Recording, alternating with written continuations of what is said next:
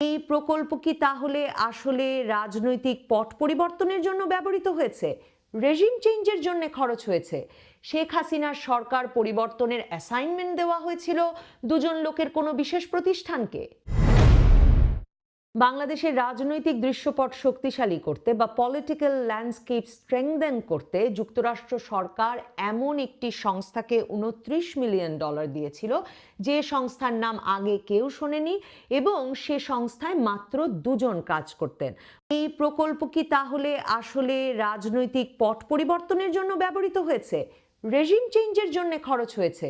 শেখ হাসিনার সরকার পরিবর্তনের অ্যাসাইনমেন্ট দেওয়া হয়েছিল দুজন লোকের কোনো বিশেষ প্রতিষ্ঠানকে?